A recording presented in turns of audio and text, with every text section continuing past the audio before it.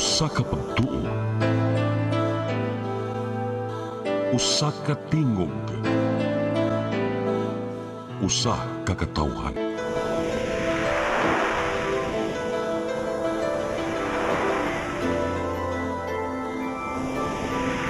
Cebu Catholic Television Network.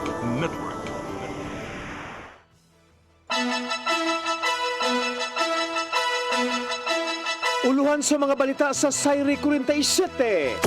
Lisensya sa driver nga nakahit-andran patay ug batan-ong negosyante sa barangay Banilad suspendido og 90 ka adlaw. Pagpabalik sa hanging bridge sa barangay Campo 4 Dakbayan sa Talisay, gimando nga ipadali. Mga kanhi puguhap ug BPO nga gisakmit sa gobyerno gamito ng mga eskwelahan. 12 anyos nga batang babay nakakuha 27,000 pesos sud sa sakyanan sa negosyante sa Basak, Lapu-Lapu. Sugbo, Kabisayan ug Mindanao, Pilipinas ug katawhan kutos maabot sa tong Sibya sa tibuok kalibutan maayong hapon. Live kita karon sa CCTN Channel 47 ug kini ang tulumanon sa nag-unang kasayuran nga angay natong masayran. Ako si Dennis Tabar. Tulumanon sa patas ngam kabalita o opinyon. Ako si Danica Cabales. Kini ang Sayri 47.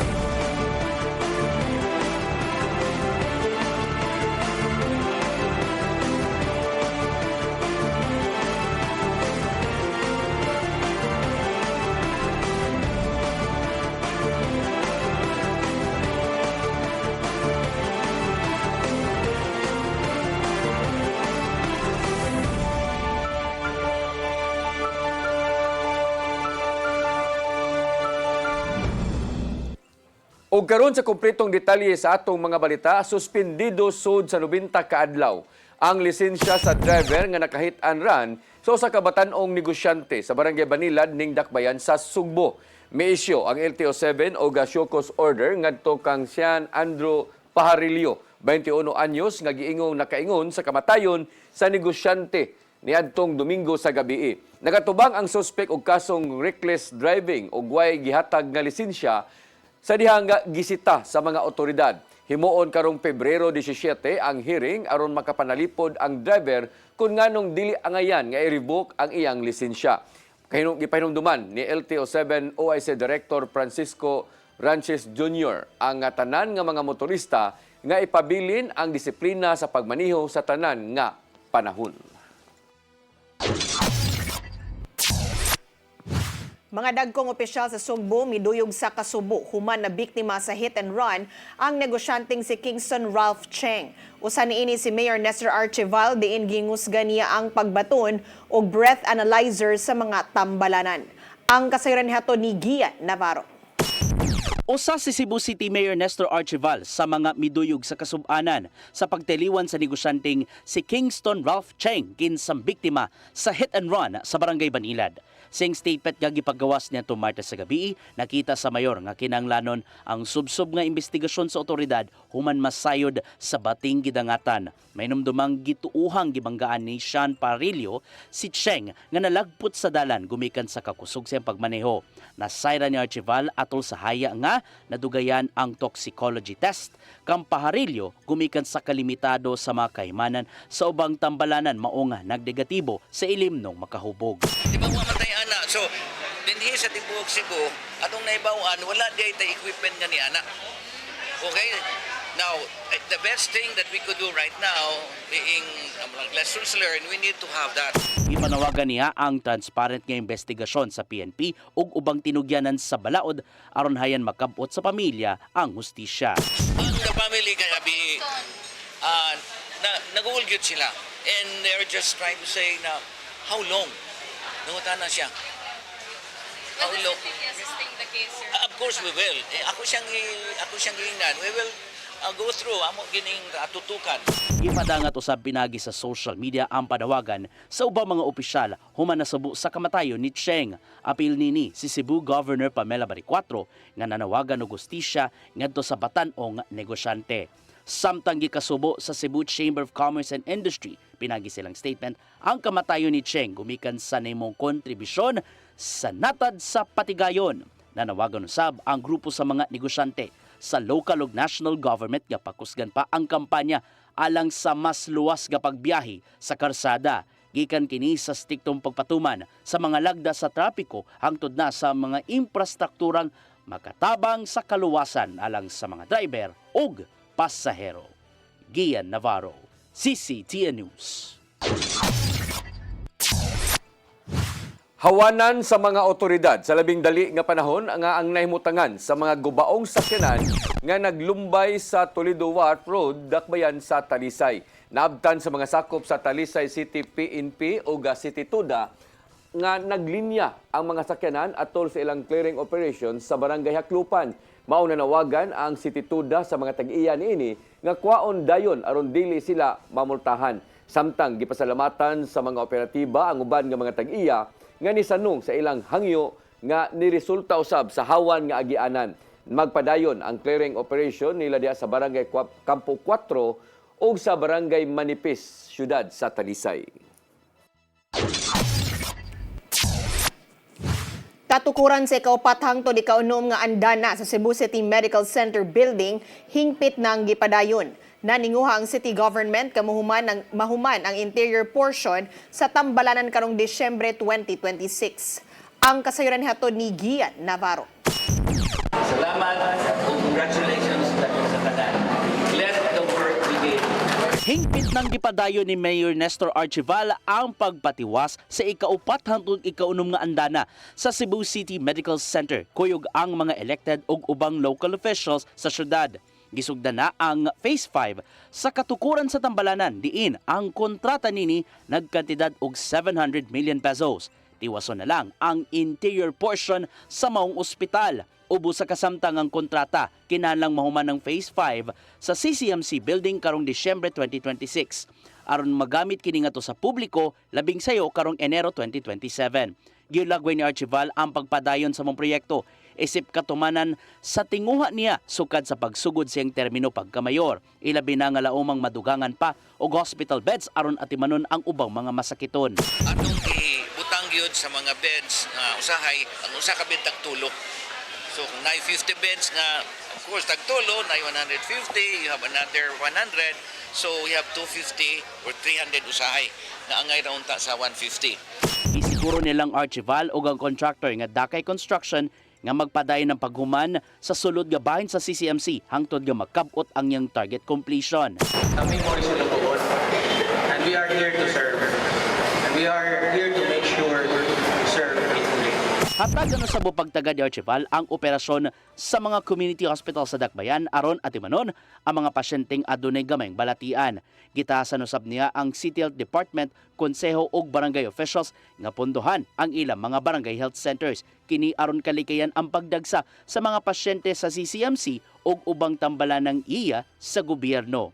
Because that's also a campaign promise nga ang atong guba ato yung pangitaan o pagi nga mahimong makaserve sa atong first and secondary patients. Ian Navarro, CCTN News. Blessing og turnover sa bag-ong gi-renovate nga Lapu-Lapu City Fire District Building gipahigayon karong adlaw. Ang LGU mo'y nagpundo og 26 milyones ka pesos alang sa pagpaayo niini human kini naguba niadtong tuig 2021 tungod sa bagyong Odette. Ang kasayuran ihatod ni Crystal Joy Felerca. Gipahigayon kaganihang buntag ang turnover og blessing sa bag-o lang gi-renovate nga Lapu-Lapu City Fire District Building sa Barangay Gunob. Nitambong si Fire Chief Superintendent Wilberto Rico Nel Quanchu, ang Deputy Chief for Operations sa Bureau of Fire Protection o Regional Director Fire Chief Superintendent Fred L. Trajeras Jr. Ang maong building naguban niadtong bagyong Odette sa tuig 2021. Matod ni Mayor Cindy Chan nga ang syudad mo'y nagpondo og 26 milyones pesos para sa pagpaayo niini gikan sa disasters fund. Give importance gyud sa ato ang safety sa ato ang upunganons, no? So we invested with the help of the Bureau of Fire. They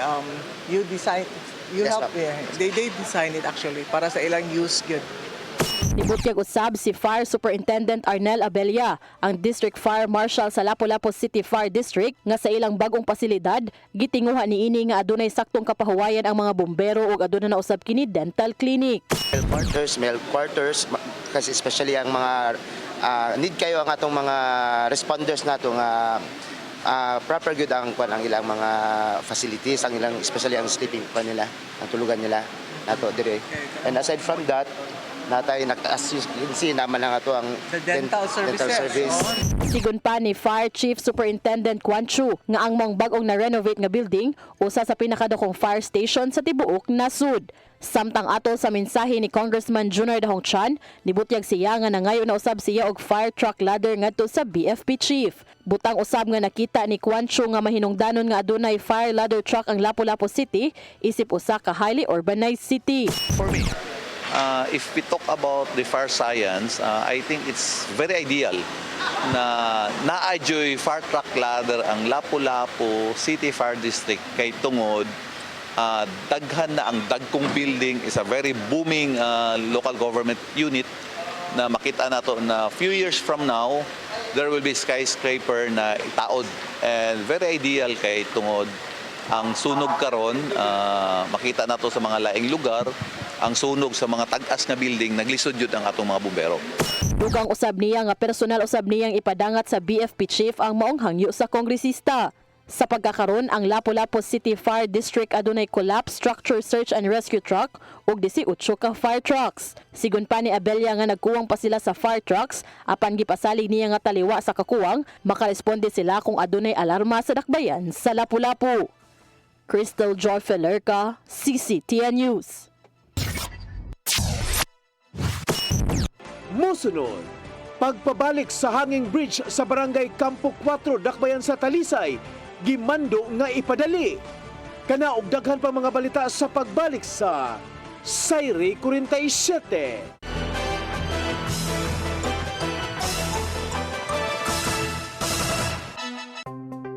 Discover the beauty of the Philippines.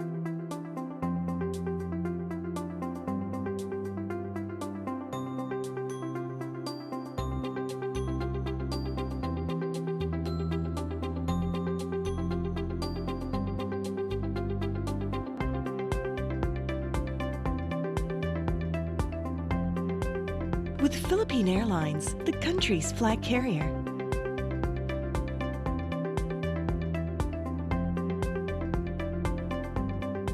The airline that lets you feel the warmth of the nation.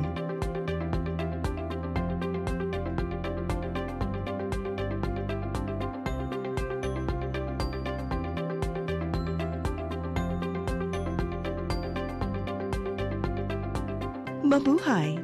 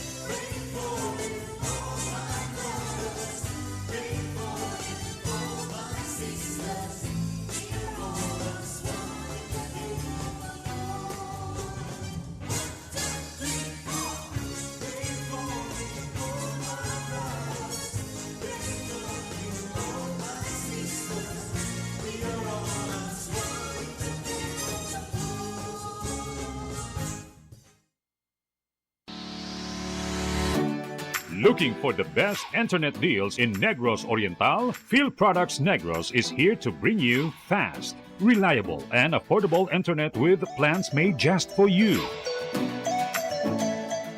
For as low as 899 pesos per month, enjoy speeds of 50 Mbps, perfect for streaming, working, or studying from home.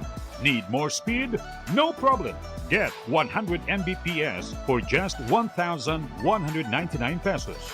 150 Mbps for only 1,499 pesos, or our fastest plan, 400 Mbps for just 2,399 pesos per month. Plus, you can add over 100 cable TV channels to your internet plan for just an additional 100 pesos per month. That's entertainment and lightning fast internet all in one.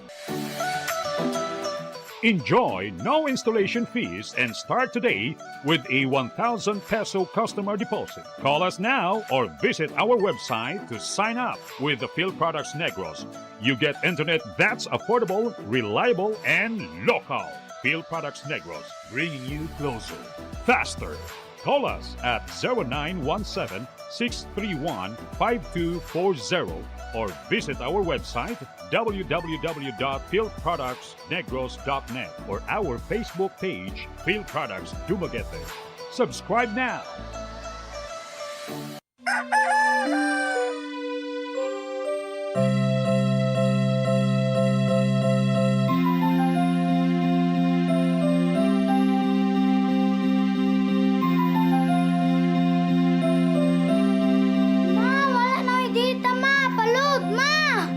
Sorry ma'am, na-late ko.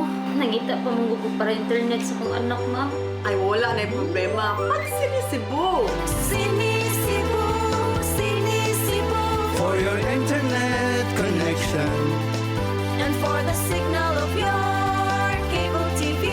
so fast and straight, the transmission to your home. Sinisibo! Sinisibo, sinisibo. Offers you to have fiber optics. For your viewing experience, perfect and clear so fast. So great and affordable for you to enjoy. Sinisibo. Cebu Television Network Incorporated offers fiber to the home broadband internet bundled with fiber to the home cable TV connection. Cebu Television Network Incorporated with its operation in Metro Cebu and the whole province of Cebu soon. And affordable for you to enjoy. Sinisibo!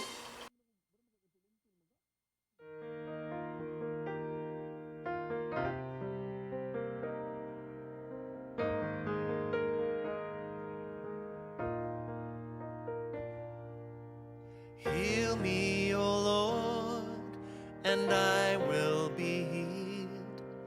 Save me, and I will be saved. Heal me, O Lord, and I will be healed. For you are the one I praise. You are the one I praise. Sing it with me. Heal me, O Lord, and I will be healed. Save me, and I will be saved. Ito ang programa kung saan magko-collaborate ang ating mga ozone na doctors para ibahagi ang kanilang kaalamang medikal. Pag nasira, syempre, wala nang function. Yun ang, doon pumapasok yung mga, ano yung action ng ozone therapy. The blood carries that oxygen. Matag episode, among ipaambit ninyo ang mga healing testimonies. Hindi na ako makapagtrabaho, hindi na ako, wala, tagang wala na, kaiga na lang ako. Dahil sa ozone therapy, gumaling ako. This is your path to a new start. Ozomed Wellness Clinic New Start. Mapapanood every Saturday 8 to 9 a.m. Og ang replay airing matag Miyerkules, 1:00 hangtod 2:00 sa hapon. Dinhi lang sa CCTN Channel 47.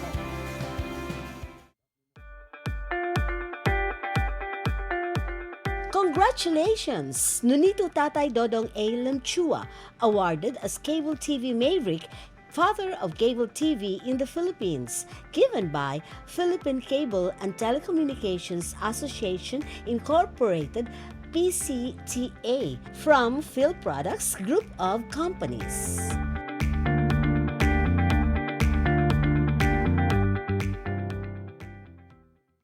PRO7 Action Files.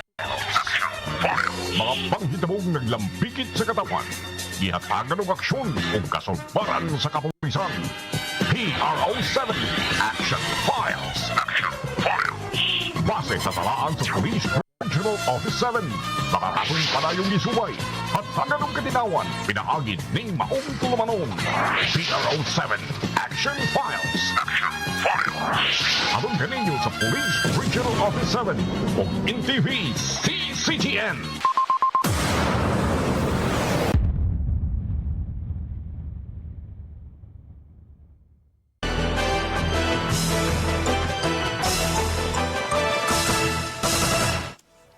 Balik sa ato mga balita, gipadali ni Mayor Gerald Anthony Samsam Gulyas ang pagpabalik sa hanging bridge sa Barangay Campo 4, dakbayan sa Talisay. Subay kini sa kabalaka nga naangkon sa publiko human nga nakita ang online video sa mga bata o uban mga residente nga nihimo og agianan sa bukid sa maong barangay. Matod ni Mayor Gulyas nga naguba ang unang gipatukod nga hanging bridge human nga gibanlas sa Bagyong Tino sa miaging tuig. Tungod niini, gitahasan sa mayor ang kapitan sa Barangay Campo 4 nga alirungan ang bukid nga bahin aron dili na makaagi ang mga residente. Makigalayon usab ang barangay ngadto sa principal sa Campo 4 Elementary School aron hangyoon nga modular na lang ang mga estudyante kung mubundak man ang kusog nga uwan. Syudad sa Mandawi nigahin og 100 million pesos pagpatiwas sa flood control project sa sapa sa Butuanon sa sitio Talong sa Barangay Paknaan. Nitagana usab og laing 25 million pesos alang sa disilting sa sapa. Ang kasayuran hatod ni Mary Rose Sagarino. Gikatakdang sugdan ang flood control project sa sapa sa Butuanon sa sitio Talong, Barangay Paknaan. Pagtiwas kini sa wala pa mahuman nga riprap sa lugar. Matod ni Attorney Gonzalo Maligon ang City Administrator nga adunay plano ang Department of Public Works and Highways apan dili na magpaabot ang syudad. Hinungdan nga migahin og 1.2 milyon ka pesos nga pondo aron mapatiwas ang proyekto. As long as makakita sila, we're transparent, na mo ni atong gibuhat. Ang that amount, dili yun na siya regular diha, no? Kaya kung subayo na to ang 11 kilometer stretch na Butuanon River, if I'm not mistaken, murag 11 billion, 10 billion pa ba needed, ana. Pero wala matay-ana na kwarta. So, ang ato lang diha, kanilang yung lowest lying areas diha sa Butuanon River. Gikabalakan sa mga residente ang wala pa mahuman nga riprap sa lugar. Hilabi na kung mag-uwan tungod mo sa ang tubig hinungdan sa pagbaha. Gawa sa pagpatiwas sa riprap, nitagana usab og 20 milyones pesos ang syudad aron sa pagpahigayon og disilting sa mga sapa. Depende sa i-recommend sa engineering kay gamay ra man ang di man nadako kay kantidad but at least ang city, ang bagong administrasyon na mga new strategies ba. Tinguha nga makatabang nga maminusan ang pagbaha kung adunay pag-uwan. Mary Rose Sagarino, CCTN News. Gihangyo ni Cebu City Mayor Nestor Archibal ang mga dagkong establishmento nga moabag sa mga pagpaminos sa mga basurang ilabay gikan kanila. Bot hisgutan sa mayor ang istriktong pagpatuman sa segregation ngadto sa mga establishmento diin buwagon ang mga malata o dili malata nga mga basura.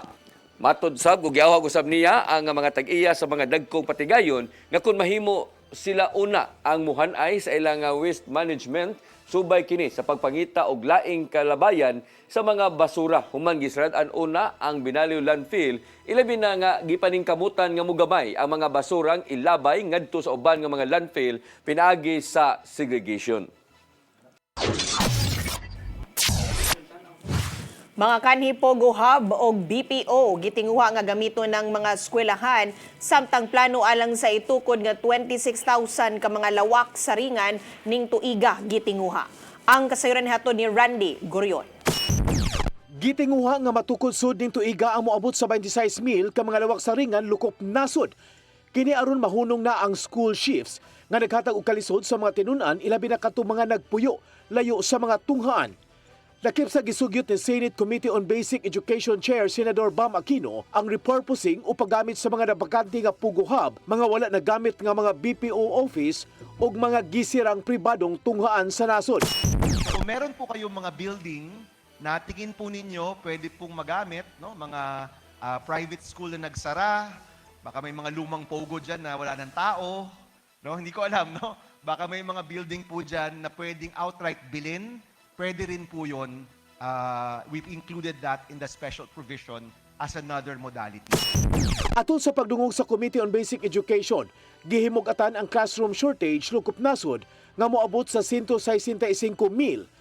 Tungod niini, gimanduan ang Department of Education, DepEd, Department of Public Works and Highways ug pribadong sektor nga moaksyon aron makuha ang target ilabi na sa pagpangita og lugar nga katukuran niini. Kailangan po nating magsama-sama para magtayo ng mga silid-aralan para sa estudyanteng Pilipino. Nasa kasalukuyan ay nagsishifting, nagsisiksikan sa mga classroom or nagkaklase sa mga pasilyo sa labas ng eskwelahan or nagsishare ng mga covered courts kung saan back-to-back sila. Gitutukan karon sa sektor sa edukasyon ang paggamit sa mga asset ug mga dapit nga gisakmit sa gobyerno sama sa mga kanhi Pugo Hub aron magamit nga education facility nga kinahanglang mahasubay usab sa legal nga proseso. May nakalaan na 67.9 billion pesos para sa classrooms. Ang goal po natin ay makapagpatayo ng at least 25 classrooms ngayong 2026. At the minimum, we want to see 26,000 classrooms started in 2026. Mahalaga na makita natin na nagagamit ang pondong ito na nagagawa ang mga classroom sa tamang presyo, sa tamang paraan at sa tamang panahon. Una niini na mahayag ang Department of Education nga mulanat pa og unom ngadto sa 10 ka tuig una hingpit nga matuldukan ang problema sa kakuwang sa classroom, mao nga may pasidaan ang senador nga ang 2026 mao'y magsilbing critical turning point aron solusyonan ang krisis sa edukasyon. Randy Gorion, CCTN News. Hingpit nang gibasura sa Kongreso ang duha ka mga impeachment complaints batok ni Presidente Ferdinand Bongbong Marcos Jr. Gumikan kini sa kakuwang sa iyang substance. Uyon ang 284 ka mga sakop sa ubos balay balauranan nga sa gilotang report gikan sa House Committee on Justice labot niini. Samtang 8 ka mga kongresista ang nisupak ug 4 ang ni-abstain. Matod ni House Committee Chairperson Jerbil Loistro nga napakyas ang mga reklamante sa pagpabarug sa giluwatan nga impeachment ka complaint gamit ang ebidensya. Dugang pa niya nga dili nila tagdon ang maong matang sa reklamo inay ipalabi lang gumikan sa politika.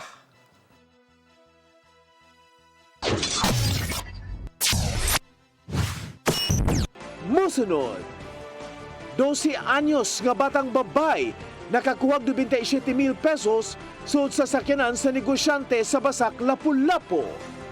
Kana ug daghan pang mga balita sa pagbalik sa Sayre 47.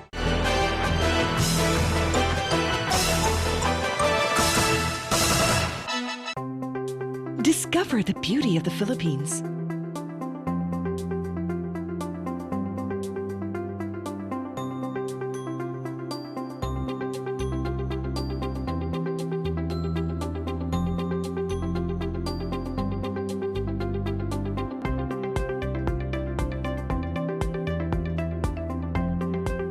With Philippine Airlines, the country's flag carrier.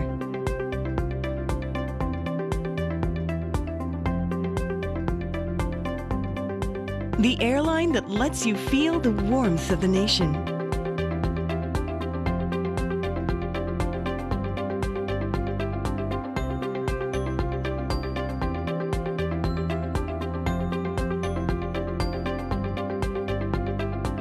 Mabuhay!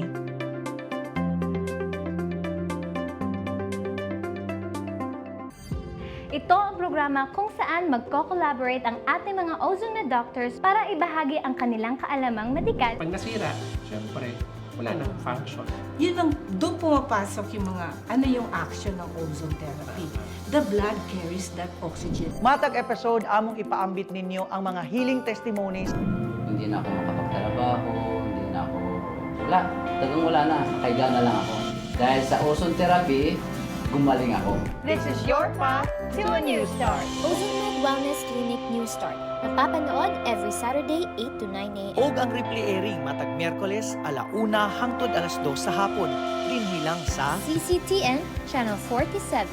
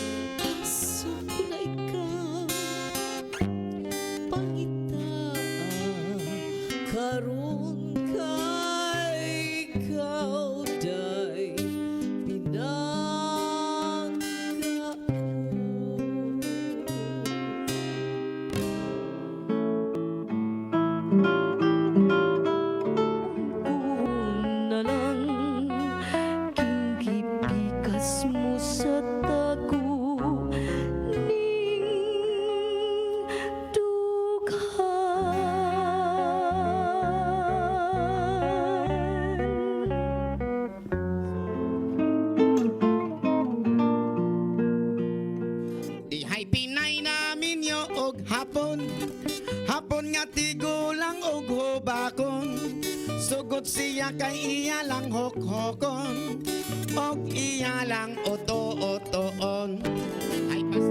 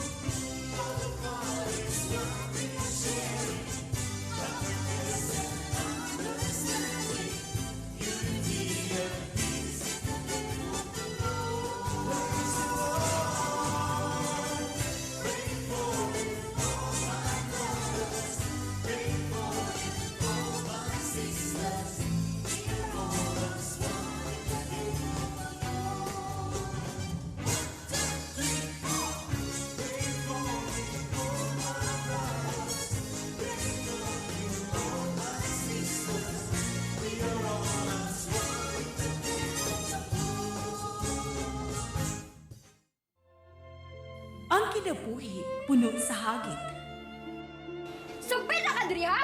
Ay, paginarte! Pagdita ka! Puno sa pangutana. Bata pa gani ka kayo? Nagpuyab-puyab na ka? Kinsa man ang mga masakitin nato din ay karon ha, kinsa! Kung si buti mo'y pasabot, Daddy. Puno sa luha. Pagpili pa, ako nga imong anak o kanay imong mga babae. Kasuko. Yung ano pa? Ano itang ka ni Papa? Apan bisan mangit-ngit pa ang imong kalibutan, aduna pa'y nagpahiping kahayag. Aduna ka pa'y kasumbungan. Mga laman, hanap na. Dear Tatay, Tunog na unlod na. Nganong handuman. Way laing paagi aron masabtan nato ang Biblia. Kinahanglan nga doon natay relasyon kang Hesus. Hangtod sa layan natong panaguban, daghang salamat. Shalom. Tunog na unlod na.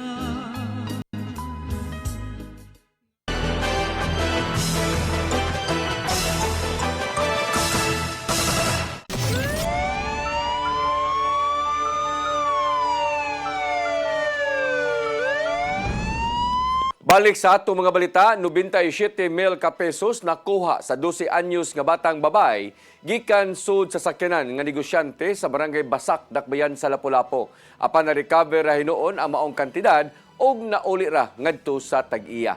Ang kasayuran ihatod ni Cristel Joy Felerca. Na-recover sa mga tanod sa barangay Basak ang 99,000 pesos nga nakuha sa usa ka 12 anyos nga batang babay sulod sa sakyanan sa usa ka negosyante sa Pakpakan Road, barangay Basak, Lapu-Lapu City niadtong Lunes, Pebrero 9, pasado alas 11 sa buntag. Ang mong sakyanan nakapark sa naasoyng daan ug ninaog kadiyot ang driver aron lang mopalit og puso at bang sa iyang giparkingan. Matod sa biktima nga aduna siya'y dala nga 100,000 pesos ni anang higayuna ug gikuhaan kini niya og 1,000 pesos aron ipuno sa pagbayad sa puso nga iyang gipalit. Ang 99,000 pesos gibutang niya sa lingkuranan og dayon ni naog ug wa nagilak ang iyang sakyanan. Sa iyang pagbalik, nabantayan niyang abli na ang pikas putahan sa sakyanan apan wa kini niya panumbalinga. Samtang siya nagmaneho didto na niya nabantayan nga nawa na ang iyang kwarta. Kantong money kay 100k gito siya o sa gito siya ka kuan kining sa kabandol. Nagito sa kanang murag sakyanan gani kanang kini sakyan naman na murag back diya nakabutang gito siya. Unya mo to kay wala nga mga kwarta nga ibayad sa puso, almost 2,400 man ako nabayad. Mo to napagawas to siya nako. Pag tigil ko ni bayad, pagbalik nako wala na. Samtang matud usab ni Marciano Lumungsod, ang tanod nga nakaresponde nga nakadawat siya og tawag gikan sa usa ka habal-habal driver nga usa ka bata ang may dalang libo-libo nga kwarta sa iskina Pakpakan Road. Pila lang ka minutos ang nilabay human makadawat og tawag si Lumungsod, nidangup usab dayon sa barangay ang biktima. Sa pagresponde sa mong barangay tanod, nakuha niya sa mong bata ang 97,000 pesos. Samtang ang 2,000 pesos nakuha na sa mga tindahan nga gipalitan ni ini. Moto, ako din sa kuan ko asang kwarta. Hatag niya katong putos. 2,000 kapin. Dayon giana ako din dire gibutang. Dito na ko gikuha ang kwarta nga daghan kay bandol na ni skilid. Moto gihap niya to. Moto nga pag human pag-abot nila gihap nako. Moto na intact itong 97 ganan. So gibiyaan ako sila. Ikaw kamo na bahala na. So napamaslain nabawi dahil nga kwarta po dito sa pikas. Human ma-recover ang mong kantidad na uli raw sab kini ngadto sa tag-iya. Sigon pa ni Lumungsod nga kini mo ikaduhang higayon nga iyang na-rescue ang mong bata.